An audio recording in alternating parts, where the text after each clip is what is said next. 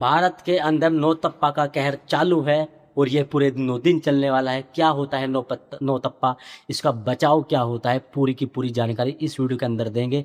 साथ में आपको बता दें दोस्तों, नौतप्पा जो होता है वो पूरे 9 दिन का होता है और इसका 25 मई से लेकर के 2 जून तक इसका प्रचंड जो है जोर रहता है।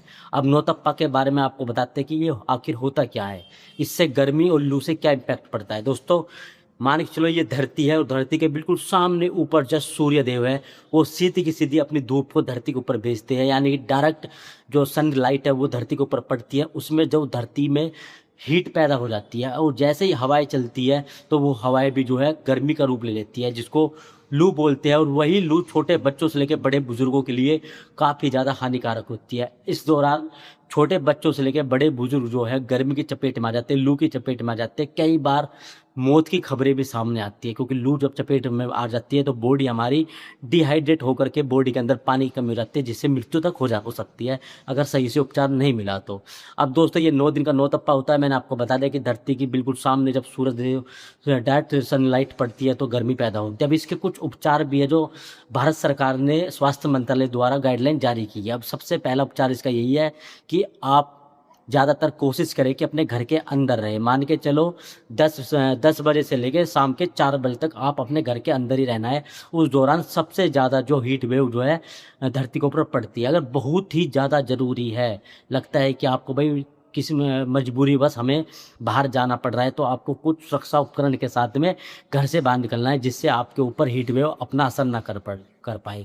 तो उसके लिए सबसे पहले आपको जब घर से बाहर निकले तो आप अपने साथ में एक ठंडा पानी की बोतल साथ में लेके चले, वो बीच बीच में पानी का सेवन करते रहे, जिससे बॉडी के अंदर जो है पानी की कमी बिल्कुल भी ना हो।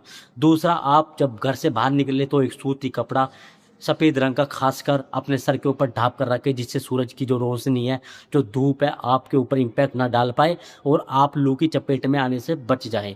तीसरा, अगर आप गांव में रहते हैं, बड़े बुजुर्गों जो हमारे प्राणोपचार करते थे घर से बाहर निकलने के दौरान, तो वो क्या करते थे, एक आधा प्याज काटने के बाद अपनी पॉकेट के अंदर रखते थे, जिससे कि जो लू की चपेट में कुछ ऐसी मान्यताएं है, इसका कुछ साइंटिफिक रीजन भी होगा, मैं डिटेल में नहीं बता सकता, लेकिन इतना पता था कि पहले बड़े बड़े बुजुर्ग जब घर से बाहर निकलते थे, खासकर गर्मियों के दिनों में, तो वो आधा प्याज का टुकड़ा काट कर भी पॉकेट में रखते थे, वो लू से उनकी शिफ्ट हो जाती थी। साथ में खाने पीने में आपको पुदीना, नींबू पानी, नमक और साथ में चीनी का पानी का घोल, ये आपको ज़रूर पीना है और बार बार बीच बीच में पीते रहना है। साथ में अपने बच्चों को भी पिलाना है, जिससे पानी के अंदर जो है नमक की, इलेक्ट्रोलाइट की कमी ना हो और आपकी बॉडी डिहाइड्रेशन से बचे।